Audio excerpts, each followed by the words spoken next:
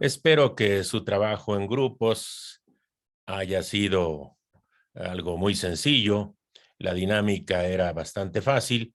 Recordamos la parábola del sembrador con el simbolismo de la semilla que cae en los cuatro terrenos diferentes, y el evangelista Mateo nos va a explicar y nos explica en una alegoría que está colocada después de la parábola, la alegoría, donde nos va explicando el significado de cada uno de los terrenos.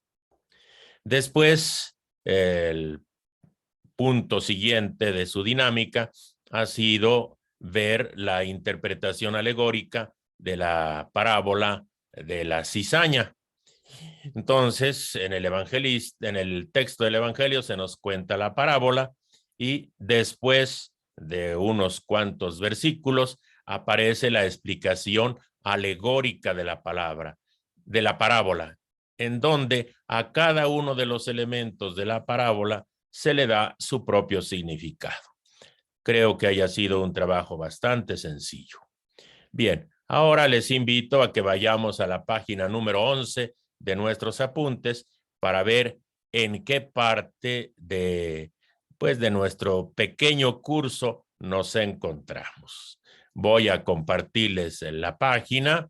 A ver, en un momento, esperamos que aparezca. Ya apareció la página, por lo tanto, ya pueden ver ustedes en dónde nos encontramos. Hemos visto la exégesis premoderna, la patrística, la exégesis medieval, y vimos lo que significaron la Reforma Protestante y el Concilio de Trento. Eso corresponde a la temática de la exégesis premoderna. Obviamente nos referimos al mundo europeo.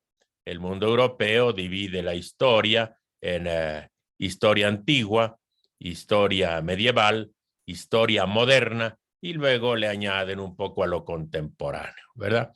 Pero ese es el mundo europeo. Acá en nuestros territorios, la periodización de la historia es bastante diferente, sobre todo en los territorios donde tenemos pueblos originarios, ¿verdad? Entonces estamos en el mundo europeo y ya vimos de ese mundo donde en primer lugar se expandió el cristianismo, vimos lo que nos aportaron los padres griegos y latinos, la exégesis medieval, y luego también esos grandes movimientos de la Reforma Protestante, y luego la respuesta por parte de la Iglesia en comunión con Roma, que fue el Concilio de Trento. Vamos ahora a trabajar la exégesis moderna, que es precisamente un grande fruto que se ha producido precisamente por esos grandes movimientos culturales del mundo europeo, como fueron la Ilustración y el Romanticismo. Consecuencia de ello fue una exégesis nueva durante el siglo XIX y una hermenéutica filosófica también bastante nueva durante los siglos XIX y XX. Y entonces, como vemos ahí, habíamos visto en la primera parte, les invito a que nos vayamos a la página 7 de nuestros apuntes. Allí tenemos página 7, la exégesis durante la Ilustración y el Romanticismo. Y entonces, esto lo vamos a dividir por lo menos en tres partes: lo que se refiere a la Ilustración o la era de las luces, la era iluminada, el iluminismo. Luego vamos a ver una reacción frente a esos iluministas que fueron el romanticismo y también el historicismo.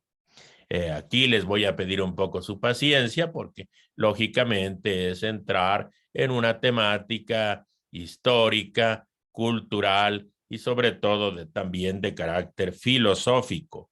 Daremos una presentación muy general para que ustedes comiencen a familiarizarse con ello. Hay algunos otros que tienen ya estudios algunos de ustedes tienen estudios de historia y algunos de estudios de filosofía, y esto pues son realmente ni el ABC, es algo muy sencillo. Y vamos a ver qué aportaciones nos dieron esos movimientos culturales. Vamos a ver entonces, en primer lugar, la ilustración o el iluminismo. Lo primero es ver el siglo de las luces, el siglo de las luces, luces, luz, la iluminación, ¿verdad? Y luego ya la Biblia y la ilustración, la Biblia desde el punto de vista de estos personajes iluminados o ilustrados. Y luego haremos un pequeño balance en este primer tema. Bueno, ¿qué cosa fue el siglo de las luces, verdad? O la época de las luces, ¿verdad? Realmente fue un movimiento cultural, la ilustración es un movimiento cultural e intelectual, pero precisamos de carácter europeo que se dio en el siglo XVIII, de 1700 a 1800. Se le llama el siglo de las luces, siglo XVIII, 1700 a 1800. ¿Qué cosa se proponía este siglo de las luces? Pues obviamente presuponía que todo era oscuridad y hay que quitar esas tinieblas, disipar las tinieblas mediante las luces. ¿Cuáles luces? Las luces de la razón. Hay que combatir la ignorancia, es el principal enemigo, las supersticiones, las tiranías en lo político. Y se trata de que así podemos, bajo la guía de la razón, construir un mundo mejor. Y entonces, un mundo mejor con la ayuda de la razón, que en esa época incluso la razón fue elevada en algunos lugares casi a la categoría de la diosa razón, ¿verdad? La razón se endiosaba. Entonces, con ayuda de la razón y no de las supersticiones, del fanatismo religioso, decían ellos, entonces con la razón, con la ciencia, se gobernaría toda la actividad humana, la actividad religiosa, la actividad civil, el arte, ¿verdad? Y entonces tenemos efectivamente que lo original de este movimiento va a ser pues una nueva forma de pensamiento y una nueva forma de acercarse y de valorar la realidad. El siglo de las luces. Después haremos una dinámica en donde van a ustedes a constatar cómo en su propia familia a veces hay un poco de presencia de esta actitud del siglo de las luces que todavía llega, ¿verdad? Algunos maestros, a los muchachos de secundaria, de preparatoria, del college, etcétera, les comienzan a decir que si todavía son creyentes, que pertenecen entonces al mundo de la ignorancia, de las supersticiones, del pasado, que tienen que entrar al mundo de la ciencia, al mundo de la razón. Y entonces los adolescentes y los jóvenes, a la gente que todavía cree en Dios, en el fondo, a papá y a mamá, todavía les ve como la gente de la ignorancia, la gente que vive en la tiniebla, que necesita ser iluminada por la ciencia. La ciencia va a sacarlas de esa ignorancia, ¿verdad? De esas supersticiones, de esos fanatismos religiosos. Bueno, seguiremos todavía sobre este tema. Y entonces tenemos que con la ciencia se espera construir un mundo mejor. Las luces, gente iluminada. Bien, vamos a ver cómo le fue a la Biblia en la época de la Ilustración y para ello vamos a ver algunos antecedentes de esta lectura de la Biblia, algunos planteamientos que nos va a hacer esta postura de los ilustrados, ¿verdad? ¿Qué planteamientos hace? La ilustración no es algo absolutamente nuevo, el recurso a la razón no es algo absolutamente nuevo, la razón la hemos tenido siempre, ¿verdad?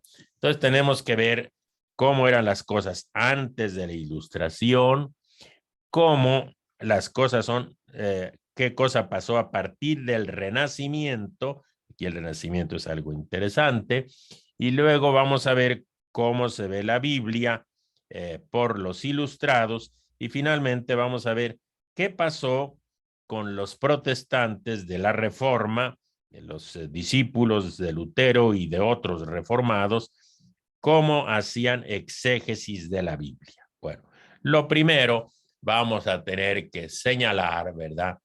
Que efectivamente antes de la Ilustración, el concepto de inspiración era la inspiración, o sea, el Espíritu Santo inspiró la Biblia.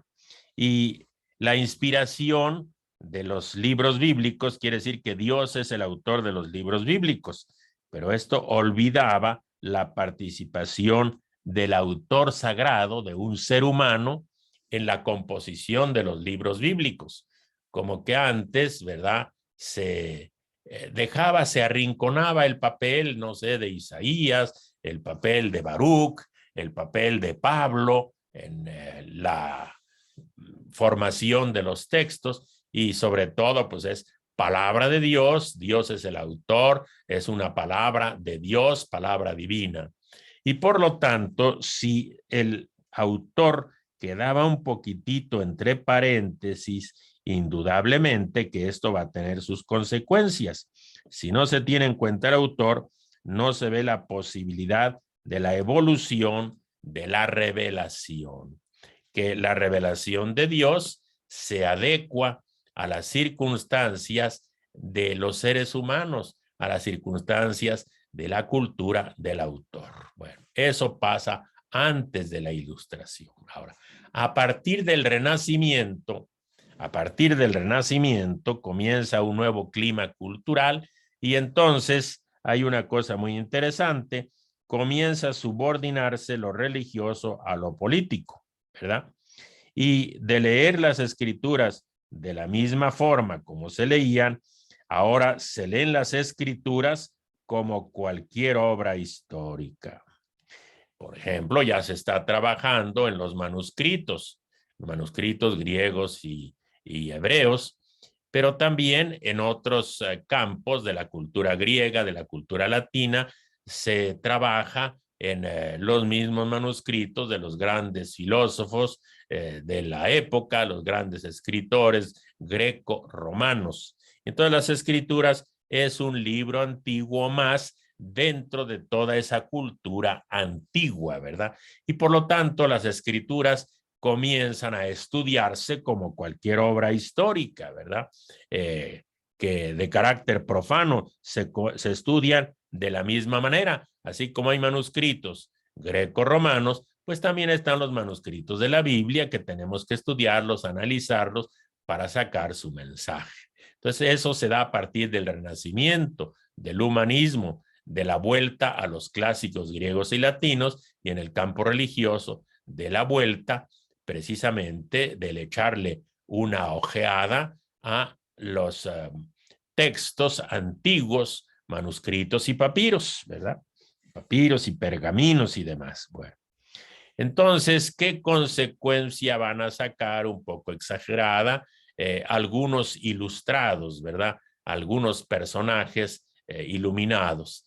¿Qué cosa es la Biblia para Baruch Spinoza o Benito Spinoza? Él nos va a decir que la Biblia, pues, es una colección de libros, indudablemente, y su contenido debe examinarse según el criterio de la razón.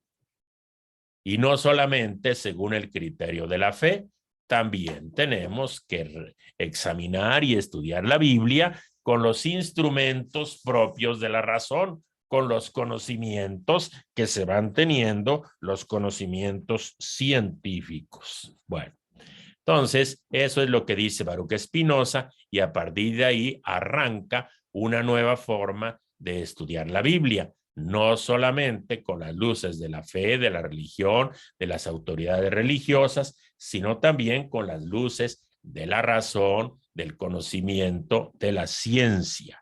Ese es uno de los que hacen despuntar el movimiento del siglo de las luces, de los modernos, la ciencia moderna, Baruch Spinoza o Benito Spinoza. Bueno, vamos a ver qué pasa en el mundo protestante qué exégesis se va a ir elaborando.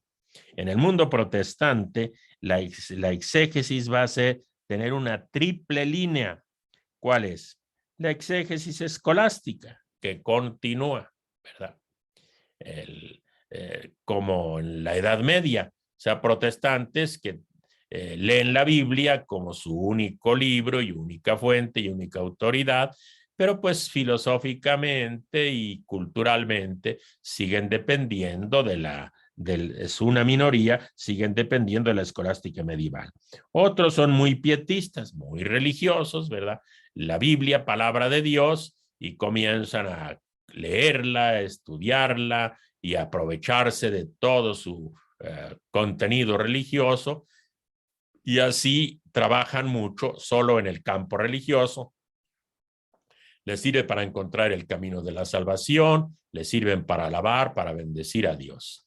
Y va a haber otro grupo también racionalista, que recoge esta mentalidad, diríamos, ilustrada, esta mentalidad moderna que despunta, y entonces la Biblia examinarla solamente con la luz de la razón y poner entre paréntesis, y a veces hasta negar, pero sobre todo se pone entre paréntesis, pues el asunto de la fe.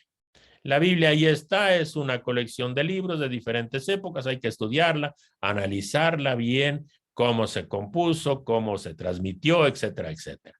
Entonces, en el mundo protestante, algunos se quedan todavía en una actitud, diríamos, de la época medieval, el escolasticismo, algunos son muy religiosos, muy piadosos, y otros a darle el trabajo de la razón. ¿Qué planteamientos se hacen en el campo bíblico por esta gente ilustrada? Entonces, van a tener en cuenta, vamos a decir aquí, diríamos, en forma muy destacada, los conocimientos que se van teniendo en las ciencias naturales. Y entonces, desde las ciencias naturales, van a revisar la cosmogonía bíblica, por ejemplo. Cómo realmente la Biblia nos presenta el origen del mundo, cosmogonía, la generación del cosmos. Nosotros leemos en el Génesis y aparecen pues los relatos de los primeros 3 capítulos, el origen del mundo, ¿verdad? Del hombre, y comienzan a encontrarse pues que hay algunas cosas que no checan mucho.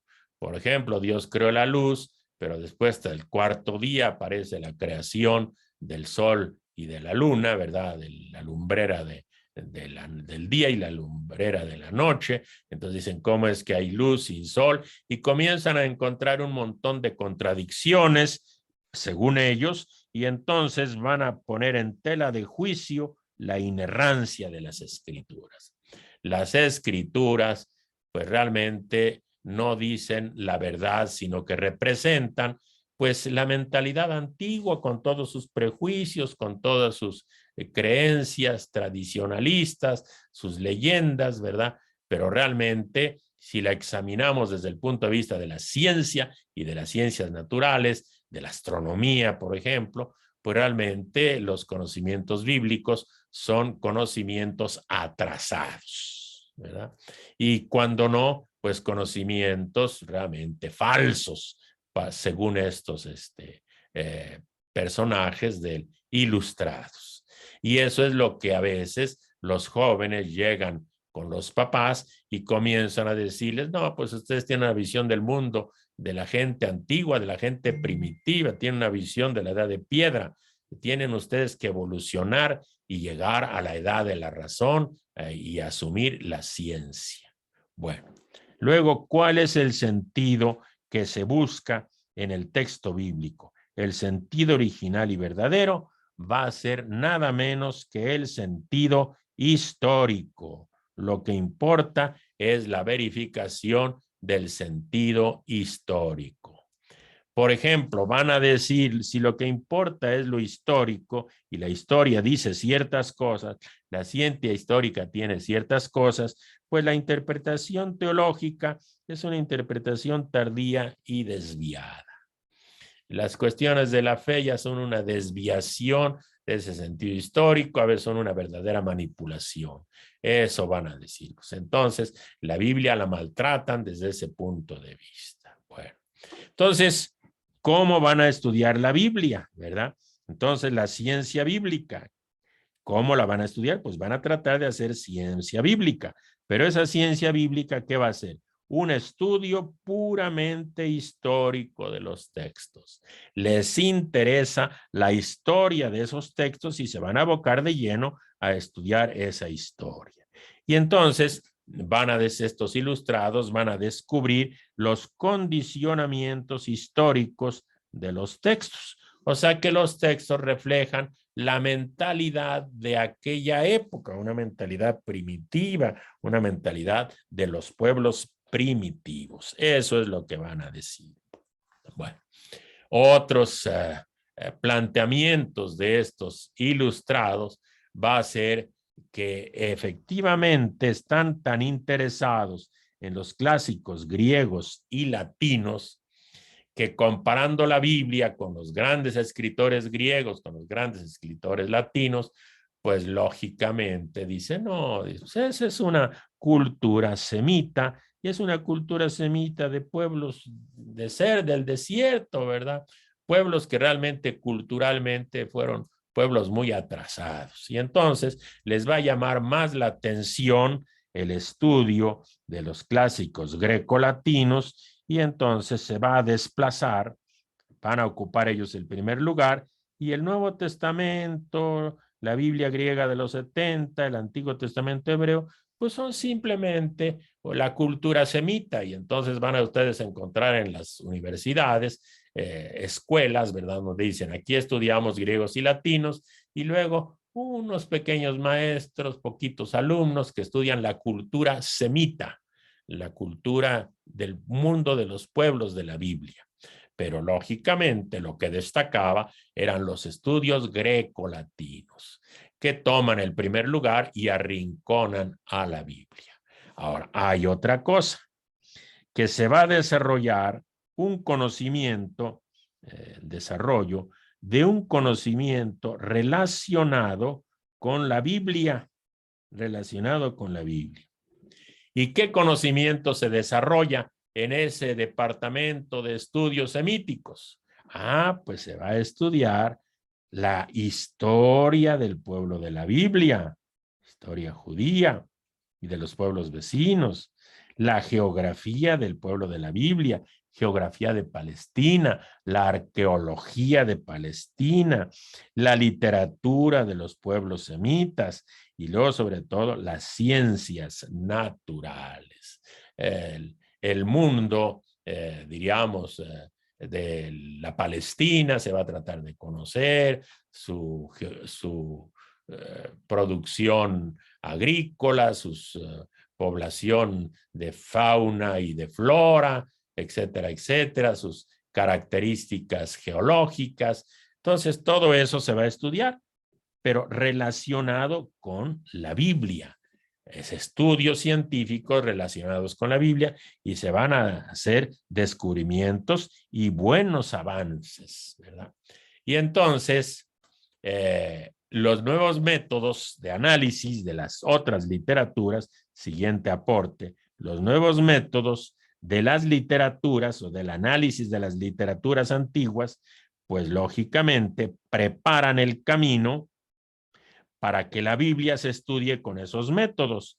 Y entonces la Biblia se va a estudiar en adelante, la Biblia con el método histórico crítico, que era el que aplicaban para el estudio de las otras literaturas. Y surge así lo que se va a llamar la crítica moderna de la Biblia. Crítica porque se estudia, moderna, el siglo de las luces, crítica moderna de la Biblia. Exégesis moderna de la Biblia, interpretación moderna de la Biblia, que es justamente esta crítica moderna de la Biblia, es el aplicar a la Biblia los métodos que se utilizan para las otras literaturas, y sobre todo el método histórico crítico. Histórico, lo que interesa es la historia, lo que sucedió, no lo que creemos o lo que imaginamos. lo que sucedió. Eso es lo que interesa y lo que ahora se va a estudiar. Por lo tanto, aquí quiero subrayar yo esto, método histórico crítico, acuérdense, método histórico crítico. Y ya le vamos a poner aquí su abreviatura, método histórico crítico. Bueno, cómo se estudiaban las otras literaturas. Y vamos a ver que también aquí hay unos biblistas ilustrados.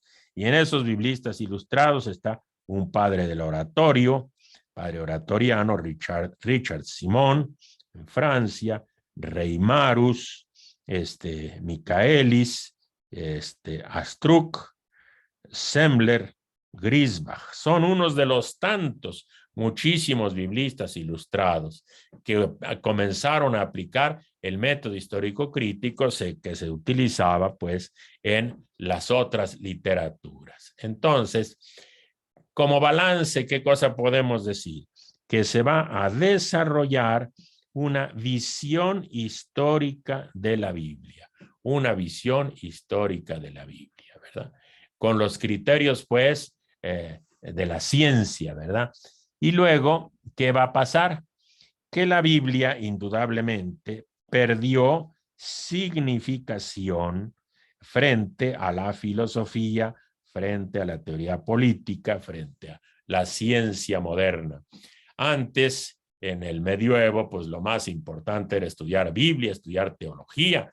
Incluso de la filosofía se decía, la filosofía pues es la anchila teología, es la sierva de la teología. La teología estaba por encima de todo y por lo tanto el estudio de la Biblia era el estudio máximo.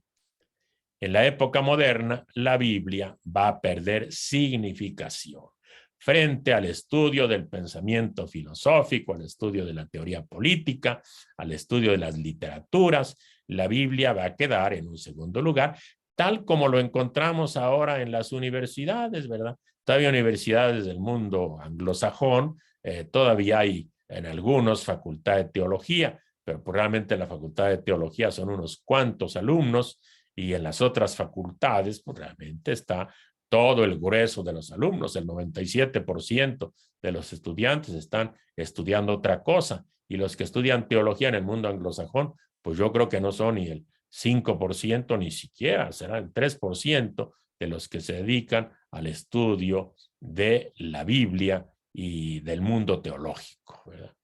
Entonces, en la época moderna, la Biblia pierde significación frente a los estudios científicos modernos. Esto es lo que nos trajo el iluminismo o la ilustración. Y como hubo muchas exageraciones, entonces viene un movimiento de reacción. En primer lugar, el movimiento de reacción va a ser el romanticismo. El romanticismo, los románticos. Vamos a poner aquí, a señalar el romanticismo en primer lugar. Luego tendremos también el historicismo. El historicismo. En vuelo de pájaro, una cosa muy general sobre este grande movimiento cultural del romanticismo. Vamos a señalar en primer lugar que el romanticismo es un movimiento cultural, ¿verdad? Y que se pone en contra del racionalismo de la Ilustración, ¿verdad? Movimiento de reacción contra ese, esa ansia ilustrada de endiosar a la razón. Y aquí, ¿qué cosa caracteriza al romanticismo? Que le va a dar prioridad no solo a la razón, sino también a los sentimientos y a la subjetividad.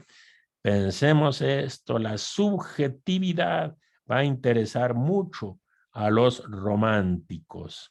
Y como hablan de los sentimientos, pues por eso les llaman los románticos, que no solamente se preocupan de la ciencia objetiva, sino de los sentimientos subjetivos de cada persona. Y ahí entran creencias, entran sueños, entran intereses de cada persona, de cada sujeto, por eso subjetividad. Y los científicos ilustrados pues despreciaban a estos románticos. Y a estos románticos decían, pues sí, pero el hombre no es solo razón, no es una cabezota, también el ser humano tiene corazón, tiene sentimientos, tiene anhelos, tiene emociones, tiene sueños, y a eso hay que prestarle atención. Entonces, los románticos también van a buscar, van a buscar la reconstrucción de la reconstrucción total del horizonte cultural antiguo y sobre todo a sintonizar con el intérprete, porque en la antigüedad no solamente en la antigüedad no solamente había filósofos, ¿verdad?, que trabajaban solo con la razón, ¿verdad? Había también poetas y hay que prestarle atención a los poetas. Homero fundamentalmente es un poeta, Virgilio fundamentalmente es un poeta, entonces hay que prestar atención a todos los sentimientos y emociones que provocaban estos poetas, ¿verdad? Y a estudiarlos. Entonces, hay que estudiar el mundo antiguo, pero completo, y no solamente la filosofía, no solamente lo que tiene que ver con la razón, sino también con la imaginación, con el sentimiento, ¿verdad?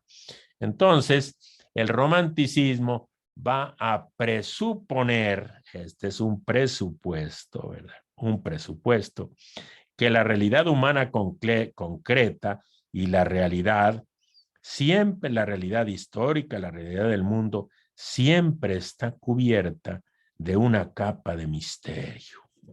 La realidad abarca mucho más de lo que logramos nosotros comprender con nuestra razón.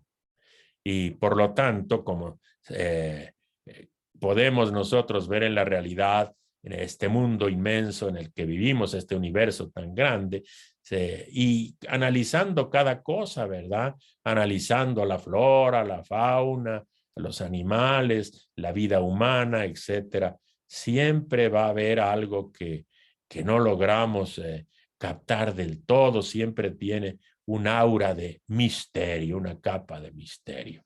Y por lo tanto, a los románticos les va a tocar recuperar, ¿qué cosa? Lo sagrado, lo misterioso, lo secreto, lo místico, ¿verdad?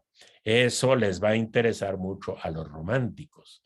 La esfera de lo sagrado, grandes estudiosos románticos se ocuparon ya de las religiones, ya no solamente del cristianismo o de la teología cristiana, sino de todas las religiones, ¿verdad?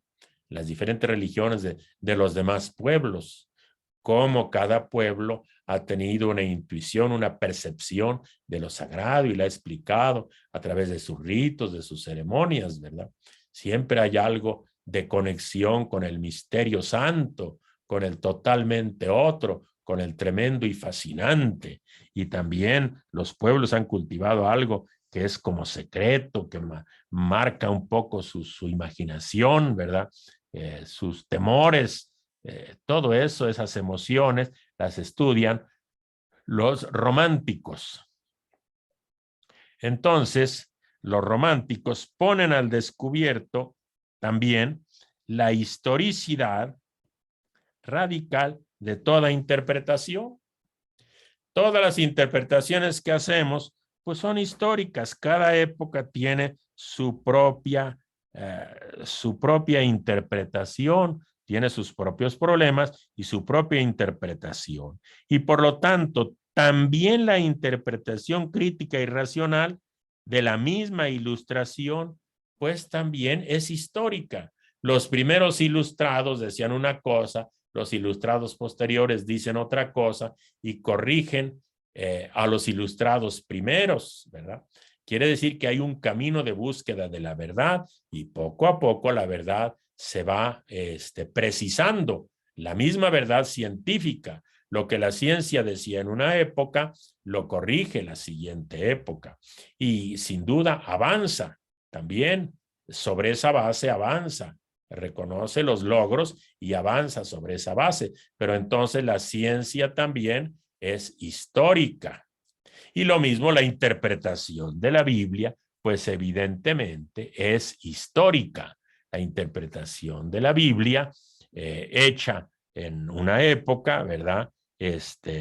dice algunas cosas, la interpretación de la Biblia hecha por los histórico-críticos ilustrados, pues al principio decían una cosa y después la tuvieron que corregir. Y entonces, la verdad racional, esa verdad racional de los ilustrados, la verdad racional, a ver, bueno, le voy a quitar aquí, ¿verdad? La verdad racional que pretende sustituir al dogma. Quieren sustituir al dogma, ¿verdad? Religioso por ser primitivo, por ser cosa de fanatismo, pues esa verdad racional también es histórica, es una verdad relativa y es muy relativa como los dogmas religiosos. Hay dogmas científicos de algo que se creía en una época y después viene otra época y los contradice con un nuevo paradigma, contradice y a veces, la mayoría de las veces, se apoya en ellos y mejora, pero también corrige lo que la razón ilustrada decía. Obviamente lo que nosotros conocemos de la biología, de la física, de la química y de todo eso, de lo que comenzaron a trabajar los ilustrados, pues eso, lo que ellos decían en la época presente, pues indudablemente muchas cosas se consideran equivocadas. Bueno, voy a poner un ejemplo sencillísimo, ¿verdad? Recuerdo que a Voltaire se le atribuye una crítica severa al relato del Génesis del Edén, del paraíso, ahí de los árboles. Dice, miren qué interesante, junto a los árboles de naranjas, junto a los árboles de manzanas y de peras, curiosamente, había un árbol que era el que producía bien y mal, y había otro árbol que producía vida. Bueno, dice, pues, Voltaire se pitorreaba pues, de esas exposiciones que encontraba en el tercer capítulo del Génesis. Se pitorreaba, ¿verdad? También se pitorreaban, por ejemplo, del Arca de Noé. Dice, el Arca de Noé causa risa. Es un barquito de 40 metros. ¿Cómo vas a poner todos los animales del mundo en un barquito de 40 metros? Eso da risa. Luego también calculaban el diluvio para inundar toda la tierra. Se necesitarían no 40 días y 40 noches de lluvia, sino quién sabe cuánto tiempo. Entonces, esas burlas que hacían los ilustrados, sobre todo en ese caso los enciclopedistas franceses ilustrados que se burlaban de lo que se encuentra en el texto bíblico, pues lógicamente cuando aparecen los románticos y comienzan a estudiar las religiones, las tradiciones antiguas, las visiones del mundo, comienzan a decir, bueno, pues esas páginas de la Biblia son páginas que no pretenden en primer lugar dar una información sobre la realidad, sino explicar el sentido de la realidad. Y eso es lo que aparece en los mitos de los pueblos, que son relatos que tratan de explicar el sentido de la realidad en que viven con un relato. Y lo histórico del mito no existe o no está en lo que el relato dice, sino en aquello a lo cual el relato se refiere. Eso, ¿a qué se refiere el relato? ¿Qué quiere decir? Se relata una cosa para dar a entender otra. En el fondo, los románticos frente a los ilustrados les explican, mira, algunos textos de la Biblia nos dicen grandísimas verdades, pero en una forma de unos relatos fundacionales, originarios, como lo hacen todos los pueblos y todas las culturas. Y como también aparecen algunos relatos en otra forma en nuestra época. Vamos a poner un ejemplo, ya dejamos aparte a los ilustrados ahorita, un ejemplo. Cuando Antoine de Saint-Exupéry escribió El Principito, pues no pretendía que nosotros tomáramos como un hecho, ¿verdad? Que había un príncipe pequeñito que tiene su propio mundo, su propio planeta. Pues eso es imposible, ¿verdad? Eso no sucede en los hechos, ¿verdad? Eso que relata no sucede. pero a través de eso que relata nos da grandes mensajes sobre la vida humana, sobre los sentimientos humanos, sobre las relaciones humanas, sobre los sueños y deseos de los seres humanos, ¿verdad? A través de un relato muy sencillo de comprender, ¿verdad? Nos comunica grandes verdades para la vida humana. Algo semejante pasa con los relatos bíblicos, que participan de características propias que aparecen en muchos pueblos, en muchas tradiciones culturales antiguas y que le llamamos nosotros mito, que hay un relato que explica los acontecimientos originarios. El relato como tal no pretende informar, el relato como tal pretende decirnos algo importante para la vida humana. Entonces lo que relata no es lo que cuenta, sino a lo que ese relato se refiere, lo que pretende explicar ese relato. Bueno, vamos un poco al Arca de Noé, ¿verdad? Sin duda es un relato que no parece tan verosímil que en un barquito de 40 metros, ¿verdad? Aunque tenga, no sé, unos 20, 30 de altura, pues no se pueden juntar todos los animales del mundo. Y luego de aquí a que llegan a ese barquito los animales de Australia, ¿verdad? O los animales de Sudamérica, pues van a tardar un poco de tiempo, ¿no?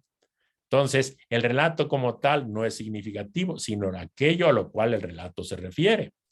Entonces, si la tierra se llena de violencia,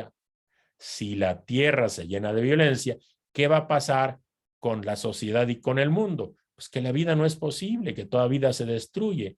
Y eso en el fondo es lo que está en ese relato sobre el arca de Noé, ¿verdad? Y entonces se cuenta que los animales se reúnen porque los animales pues siguen cumpliendo sus propios caminos, ¿verdad? Legítimos, y esos no son destruidos, se destruye la vida humana, ¿verdad? Y a los animales se les da la oportunidad de seguir, ¿verdad? Y también a unos pocos seres humanos, que es Noé y su familia. ¿Cuál es la característica de Noé? No era un hombre justo. ¿Y qué cosa hace un hombre justo? El justo es el que cumple la voluntad de Dios. Y por eso en el relato del diluvio, a Noé se nos va a presentar que Dios le dice algo y Noé hizo lo que Dios le dijo. Dios le dice otra cosa y Noé lo hace. Dios le da otra orden y Noé la hace. Entonces está demostrándonos que no es un hombre justo, y el que cumple con la voluntad de Dios, ese es el que tiene vida y ese es el que supera la destrucción de la violencia, porque el violento es el que hace lo contrario a la voluntad de Dios, el que derrama sangre, ¿verdad? Entonces, por eso los violentos se destruyen. Ese es un mensaje que se nos quiere comunicar. Bueno, eso para decir cómo los románticos corrigieron en muchas cosas a los ilustrados, a los iluministas. Vamos a ver ahora el historicismo, ¿verdad? Los historicistas. ¿Qué cosa hacen los historicistas? Quieren hacer justicia, quieren valorar. Hacer justicia quiere decir valorar la ciencia objetiva, pero también tener en cuenta la conciencia subjetiva. Hay que ser científicos, objetivos, sin sacrificar la subjetividad, sin sacrificar la conciencia. Entonces, el historicismo se propone hacer eso, ¿verdad? Entonces nos va a hablar, nos dice que la historicidad de la fe no podía estar desligada de su vigencia actual. La fe la han vivido los distintos pueblos y la podemos seguir viviendo tranquilamente en nuestra época. Y entonces los historicistas tratan de unir la ciencia objetiva junto con la conciencia subjetiva. Y entonces van a estudiar lo religioso, ¿verdad? Estudiar lo religioso con esos principios del historicismo. Y eso van a aplicar, por eso se llaman historicistas, van a aplicar lo que ellos llaman el espíritu de la época.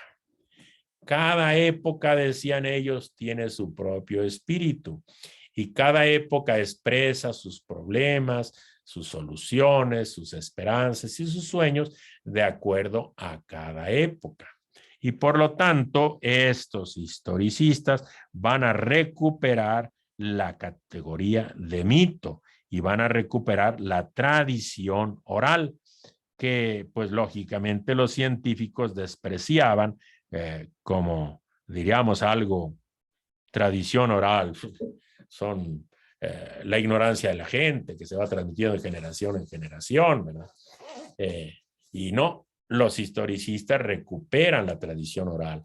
Es el espíritu de cada época, de acuerdo a los conocimientos que tiene, pues va a transmitir con las herramientas propias el espíritu de su época en sus textos, ¿verdad? Y así como en la época de los griegos y romanos, de acuerdo a las herramientas que tenían, transmitían sus problemas y sus sueños y sus dificultades y sus tragedias, pues era el espíritu de la época. Bueno, pues también en la época ilustrada, pues es el espíritu de una época, un endiosamiento de la razón que creen que lo resuelve todo, ¿verdad? Y van a recuperar entonces esta categoría del mito. No podemos decir más cosas, son cosas interesantes. Y por eso, curiosamente, desde la mentalidad de los historicistas, que tiene mucha razón, nos van a decir, bueno, en las primeras páginas de la Biblia, ¿qué cosa tenemos? Pues los enciclopedistas franceses o Voltaire se burlaba de sus conocimientos tan primitivos sobre astronomía o sobre biología. ¿Y qué te dicen los historicistas? No, pues realmente en la época en que se escribieron esos textos, pues representan el espíritu de la época y representan entonces la ciencia epocal, la ciencia de la época.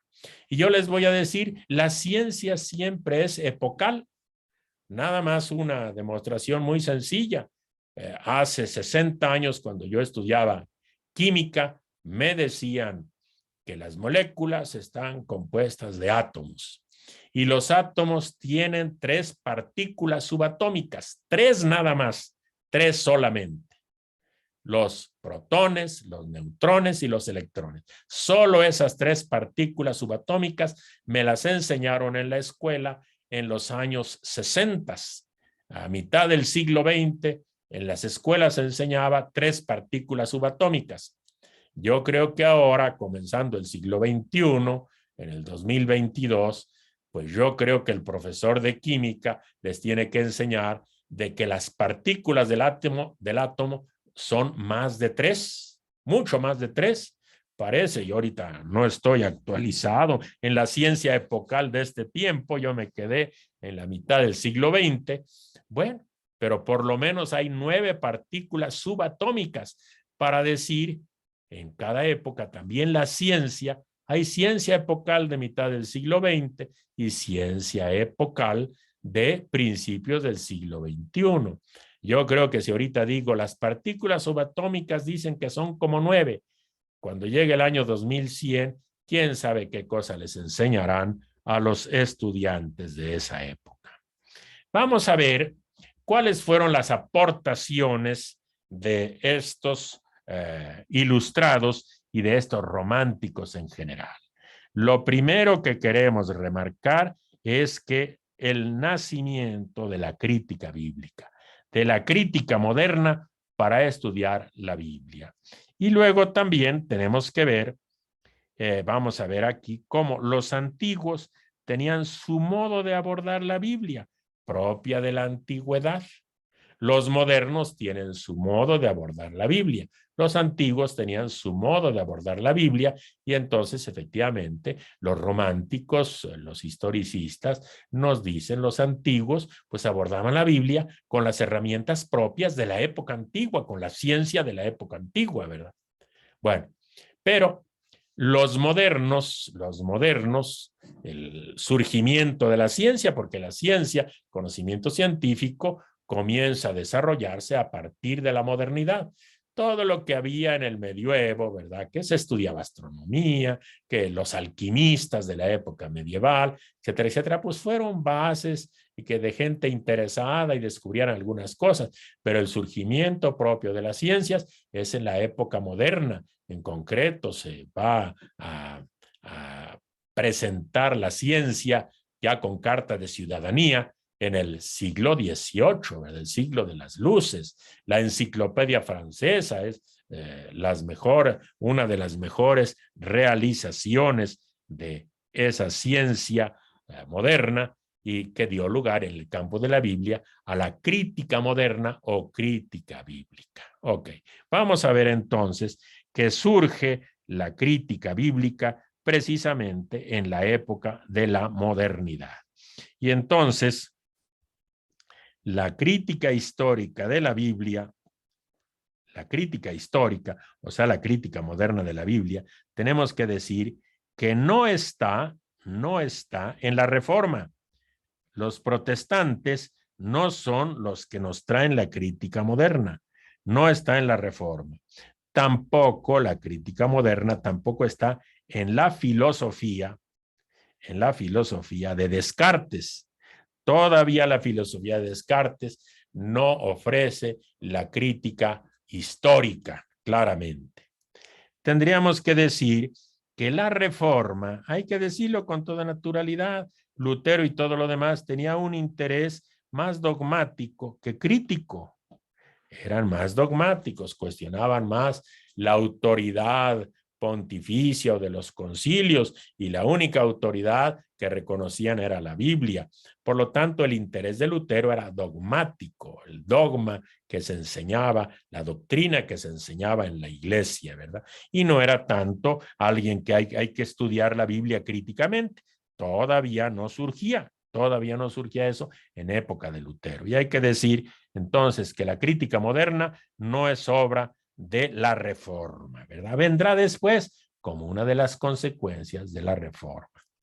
¿De dónde sale la crítica bíblica? Pues la crítica bíblica surge justamente del racionalismo y de la ilustración, y ahí es donde surge el método científico, ¿verdad? Y entonces, cuando el método científico se aplica al estudio de la historia bíblica, ¿qué cosa es lo que surge? Pues simplemente nace la crítica histórica de la Biblia, la crítica moderna. En esa época va a surgir entonces, gracias a la ilustración, el método histórico crítico. Método histórico crítico. Histórico crítico. Por lo tanto, lo que se llama crítica moderna, que es la que ahora seguimos aplicando, corrigiendo algo que ellos dijeron, pero también avanzando sobre los cimientos que ellos pusieron, ¿verdad? Los cimientos, algunos muy buenos, sobre todo de algunas intuiciones realmente valiosísimas, el uso de la razón, el estudio de la historia, pues eso lo pusieron los estudiosos modernos, ¿verdad? Los científicos modernos. El método científico, ¿verdad? Ese método científico uno diría, si le aplicamos el método científico a la Biblia, todo se va a caer. No, no es cierto. Se le aplica el método científico y pues salen unas cosas sumamente interesantes de la Biblia, valiosísimas, que nos ayudan a fundamentar mejor nuestra fe. No nos dan la fe la da Dios, pero nos ayuda a fundamentar, a presentar que nuestra fe es razonable, a entender mejor muchas páginas de la Biblia, ¿verdad? Se entienden mucho mejor, a resolver muchos problemas, nos va a ayudar mucho. La crítica histórica de la Biblia, ¿verdad? La crítica moderna de la Biblia. Ahora, los historicistas también nos van a hacer muy conscientes de el modo de abordar la Biblia de los antiguos.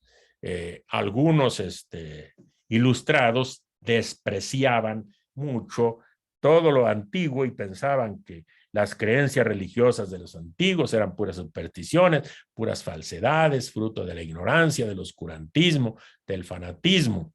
Y entonces se va a comenzar a ver que no, que cada época ha habido gente, en primer lugar, recta, gente razonable, gente que piensa, y como decía un maestro mío, ¿verdad? La inteligencia es el mejor repartido de los dones de Dios.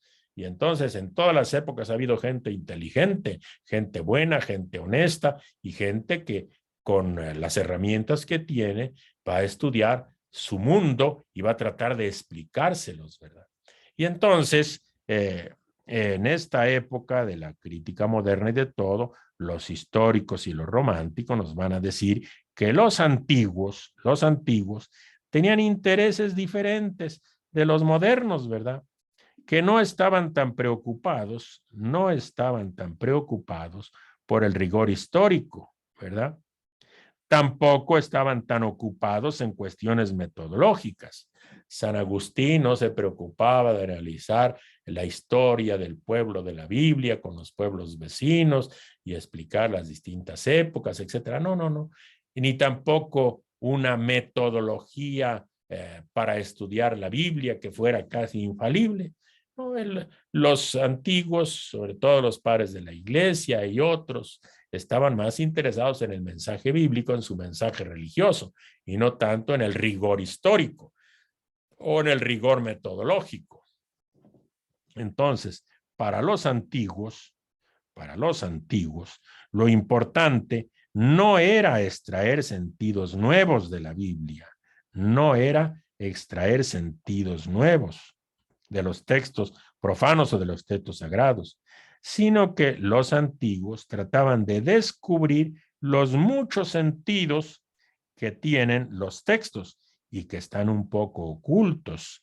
Y entonces ahí estaba el texto y entonces hay que ir a buscar esa profundidad de los textos y ellos sacaban con su sentido, sobre todo el sentido espiritual, exploraba la profundidad de esos textos bíblicos que ellos leían. Entonces, no se interesaban en el origen histórico, el rigor histórico, que todas las cosas fueran de acuerdo a la ciencia histórica, porque todavía no había ciencia histórica, ¿verdad? Y luego la ciencia histórica es una ciencia muy particular, diferente, como veremos después, diferente de las ciencias duras, ¿verdad? Entonces no les interesaba a los antiguos eso, sino les interesaba los muchos sentidos, sobre todo para la vida, para la fe, para la esperanza, para relacionarse con Dios, los muchos sentidos que tenían los textos ocultos en los textos bíblicos. Entonces hay que explorarlos y los exploraban pues con las herramientas que tenían. Y creo que esto fue un grande aporte que hicieron en su época y en su momento estos estudiosos tanto de la ilustración, de la razón, del método científico, como de los románticos, los que se ocupan de la subjetividad humana también, no solamente de la cabeza, sino del corazón, de su subjetividad, de sus emociones, de sus aspiraciones, ¿verdad? Y luego los historicistas que comienzan a descubrir que cada época tiene su propio espíritu y también tiene sus posibilidades y tiene sus propios límites, ¿verdad? Y entonces eso nos ayuda a entender mucho, pues, por qué los antiguos se ocupaban de algunas cosas, pues se ocupaban de las cosas que a ellos les preocupaban y lo hacían con las herramientas de que ellos disponían. Nosotros no podemos esperar que Noé utilizara un transatlántico, ¿verdad? Imposible, ¿verdad? No era la herramienta que tenía en su época, que había en su época, pues una barquita, ¿verdad? Las barcas de la época, que eran barcos realmente muy pequeños, la de Noé para la época es bastante grande, para Voltaire y para los enciclopedistas, pues es una barquita de 40 metros, daba risa para meter los animales. Bueno, cada época tiene sus propias posibilidades y sus propios límites. Las posibilidades la da la razón humana, la honestidad humana que siempre hay en cada época. Los límites son sobre todo externos, son las herramientas que se tienen en cada época, ¿verdad? Y entonces, esto nos va a ayudar a entender mejor la Biblia. En resumen, yo quisiera remarcar mucho que en la época moderna nació la crítica bíblica, la crítica histórica, el método histórico crítico. Y va a haber una lectura moderna de la Biblia que todavía, gracias a Dios, seguimos practicando, superando muchos límites y muchos fanatismos propios del siglo XVIII. Ahora los leemos con otros criterios, con otras actitudes propias del siglo XXI. Bueno, y creo que por el momento me parece que aquí podemos parar nuestra explicación para después entrar a otra cosa, a otra temática que ya va a ser de carácter, pues como vemos, la exégesis del siglo XIX. Mientras tanto, ustedes van a ir a estudiar, van a ir a una dinámica de grupo donde van a encontrar una forma de estudio de la Biblia en la época medieval, que eran las cadenas de interpretaciones de los santos padres. Santo Tomás hizo varias cadenas en donde se pone un texto bíblico y después se ponen las interpretaciones que dan distintos padres de la iglesia o escritores eclesiásticos de la época anterior, cómo los explicaban para que eso ilumine a los que querían conocer el sentido de ese texto bíblico. Entonces ustedes van a tener un texto bíblico, lo leen y después van a ver que hay muchos parrafitos donde distintos padres de la iglesia nos ofrecen su interpretación de ese breve pasaje bíblico. Santo Tomás recogió varios sobre ese versículo, son por lo menos yo creo que unos 15. Bueno, de esos se escogen 3 y al escoger 3 se van a dar cuenta que lo que dicen esos padres que ustedes escogieron, pues dicen cosas muy buenas que nos iluminan mucho. Hay otras cosas que lamentablemente no nos explican y otras cosas que quizá ustedes puedan decir, bueno, eso que explican los padres, pues lo explicaron en ese tiempo, pero yo no estoy de acuerdo. Entonces, ven los 3 textos que escojan, los 3 padres que escojan, lo que les ayuda, les ilumina, les orienta, les permite entender el texto, lo que no explica, lo que dejaron en la sombra porque no les interesaba, y algunas cosas que dicen, pues yo con lo que explica no estoy de acuerdo. Bueno, eso sería la temática, pues la actividad a realizar enseguida en grupos.